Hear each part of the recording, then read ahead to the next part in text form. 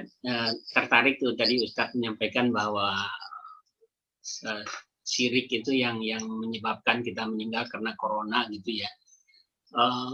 Sebetulnya kan kita umur kita, waktu kita dipanggil Allah itu sudah ditentukan oleh Allah ya. Betul. Nah kebetulan ya penyebabnya corona gitu. Sekarang Pak Dwijo, Pak Abduh sudah duluan, yaitu memang waktunya Allah sudah tentukan tadinya memang di situ ya.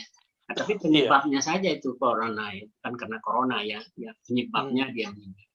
Nah, itu yang harus kita yang pahami betul ya Ustaz ya. Jadi kapanpun siapapun yang meninggal karena apa ya memang sudah waktunya Allah mau memanggil, dan itu ibrah buat kita bahwa kita memang juga akan begitu juga ya, seperti saya bilang tadi, yang muda saja dipanggil ya, apalagi yang tua-tua kita ini.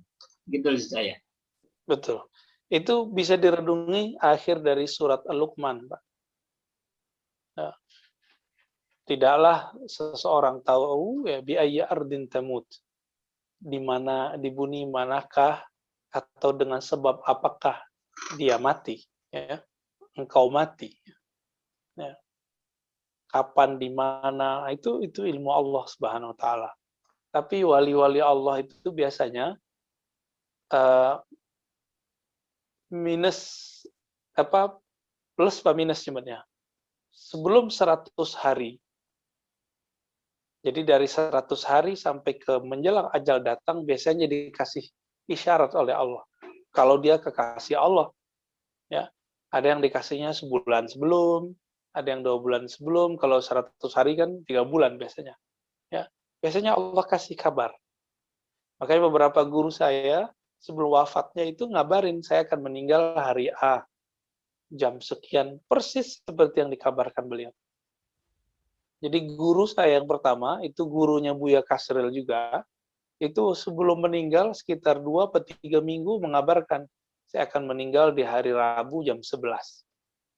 Kita tunggulah hari Rabu jam 11 siang, nggak meninggal. Pekan depan kita tunggu lagi malamnya, nggak juga. Ternyata berikutnya lagi bukan di siangnya, tapi di malamnya. Ya, Allah kasih tahu karena kekasihnya. Jadi Allah itu nggak, ketika ada kekasihnya mau meninggal, itu dikirim persiapan-persiapan. Dan malaikat maut ketika mau mencabut kekasih-kekasih Allah ini harus minta izin dulu dengan Sang Maha Kekasih, yaitu Allah. Ya, nggak berani dia mencabut sendiri. Dan ciri-ciri kekasih Allah itu yang banyak berzikir. Maka nggak usah banyak mikir lagi, Bapak Ibu, banyakin aja zikirnya. Ya, ini kita terlalu banyak kajian, banyak mikir, banyak teori, banyak metode, akhirnya zikirnya kurang.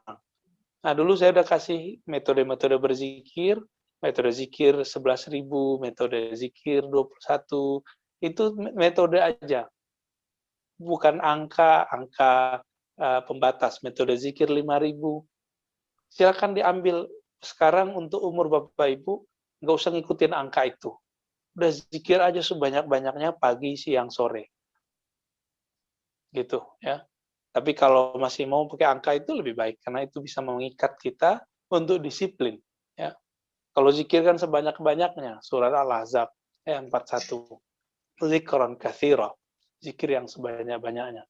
Nanti akan berbuah itu, insya Allah. Ya, itu Pak Mas. Boleh nambah, Ustaz. Maaf Ustaz, bukan mengadu Ustadz dengan Ustadz yang lain ini. Saya sering mendengar Ustadz Adi Hidayat memang luar biasa itu mengenai istighfar itu. Itu memang fadilahnya bukan main.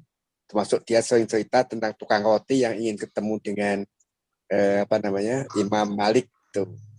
Imam Ahmad bin Hambal. Imam bin Hambal. Ya, jadi luar biasa. Lalu ada lagi Ustadz yang lain, Ustadz Kiai Bakhir tadi Ustadz. Istighfar itu masih kalah dengan selawat Nabi. Selawat Nabi masih kalah dengan kalimat thayyibah la ilaha illallah. Jadi la ilaha illallah lebih utama, baru kemudian selawat Nabi, baru kemudian istighfar. Karena kalau selawat Nabi itu berarti malaikat ikut mendoakan kita. Saya begitu. Lalu satu lagi Ustadz Ali Jaber, Ustadz.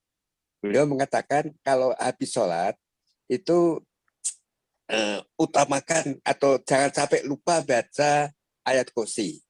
Yang lain-lain bisa sambil jalan, sambil apa. Tapi kalau ayat kursi itu setelah sholat fardu, jangan sampai lupa.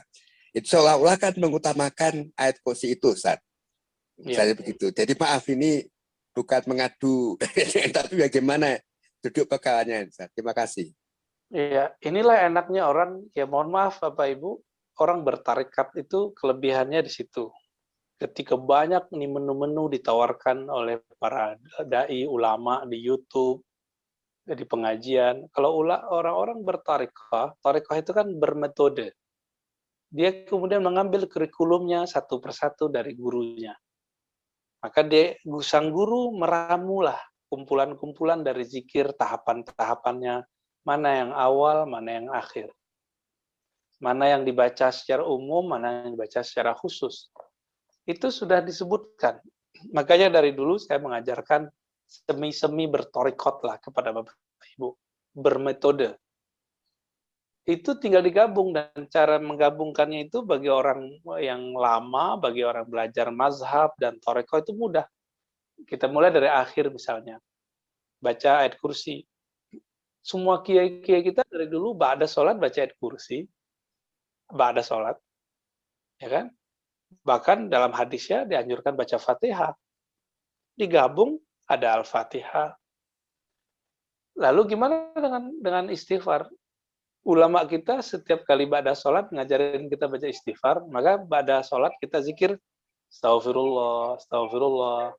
Ya, kemudian Allahumma antas salam, kemudian Al-Fatihah, lalu kemudian masuk ke ayat kursi, ya, Allahu la ilaha illa huwal hayyul qayyum. Lalu tadi zikir yang disebut oleh Ustadz Bakhit misalnya, ada zikir macam-macam. Semua zikir yang macam-macam ini yang paling afdal dibandingkan semua itu adalah salawat, zikir la ilaha illallah. Betul kan, kita zikir subhanallah 33, alhamdulillah 33, Allah akbar 33, dan ditutup la ilaha illallah. Bahkan kalau di kampungnya Pak Daroni itu masih orang zikir la ilallahnya dikencengin tuh ya, la ilaha illallah, la ilaha, itu dibaca. Tapi anak-anak hari ini kan nggak sabar, maunya bid'ah aja ya, karena nggak ngerti dia nggak bid'ah. Jadi kalau orang sudah berguru, bermetode, dia tidak akan kebingungan ketika itu. Maka saya sarankan Pak Daroni mengikuti metode yang dulu sudah dapat dari kiai-kiai waktu masih kecil, insya Allah hilang keraguan itu. Udah kegabung semua dalam zikir-zikir yang diajarkan kiai-kiai dulu itu. Karena kiai itu ngambil dari kiai juga, kiai itu ngambil dari gurunya terus sampai kepada Rasulullah Shallallahu Alaihi Wasallam. Jadi nggak ada perseteruan sebenarnya antara ustadz ini dengan ustadz itu. Kebetulan ustadz A dan B itu dia menemukan rahasia di bagian A, tapi yang lain mendapatkan di bagian B. Dan Allah Maha Luas, Maha Kaya, orang bisa berebut kelebihan-kelebihan dalam berzikir dengan menyebut namanya. Ya, kira-kira gitu Pak Daroni. Baik. Masih ada Bapak Ibu? Kayaknya tadi saya lihat tuh Pak Uda Firman mencet-mencet mau nanya, silakan, ada? Seli yang mau nanya. Pak Seli, silakan saya. Assalamualaikum Pak Ustadz. Salam. Ya, saya sebetulnya nyambung dengan Pak Dahroni ini tadi, karena saya ada baca mengenai hadis, salah satu hadis. Di situ dikatakan bahwa para malaikat akan selalu bersolawat, berdoa kepada salah satu di antara kalian selama ia ada di dalam tempat sholat di mana ia melakukan sholat, selama ia belum batal wudunya. Para malaikat berkata, ya Allah, ampunilah dan sayangilah ia. Artinya keutamaan dari bersolawat aja di sini, malaikat memintakan ampunan bagi kita kepada Allah. Berarti apalagi dengan zikir-zikir yang zikir Allah itu, apakah sama juga seperti itu? Karena saya yang pernah mendengar bahwa kalau zikir Allah itu sebaiknya kita mempunyai wudu dan dalam keadaan duduk di sejadah gitu. Kalau bersolawat itu kita bisa tidak berwudu dan dalam keadaan beraktivitas apapun kita tetap bisa bersolawat. Jadi yang mana yang lebih baik? Ya, zikir yang paling baik itu zikir yang kalbu kita hadir bersama Allah. Ketika zikir Quran lebih membuat kita koneksi dengan Allah, maka zikir baca Quran yang lebih afdal. Ketika kita menyebut ya Allah, Allah itu lebih membuat koneksi yang kuat, maka itulah zikir yang paling afdal. Supaya digabung semua, inti dari zikir semua kan ada di kata Allah itu. Maka mulailah sebelum zikir apa saja dengan nama Allah. Jadi mau zikir Quran, mau zikir sholat, mau zikir sholawat, itu mulai dari kata Allah dulu. Kenapa harus sholawat? Karena sholawat itu dapat melipur lara, ya, menyejukkan kolbu, menenangkan pikiran.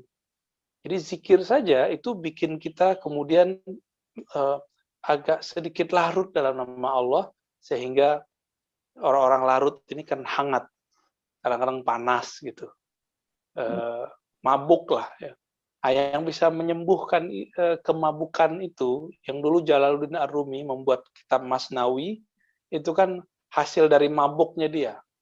Bukan mabuk karena wine atau khamar, tapi mabuk dalam menyebut nama Allah.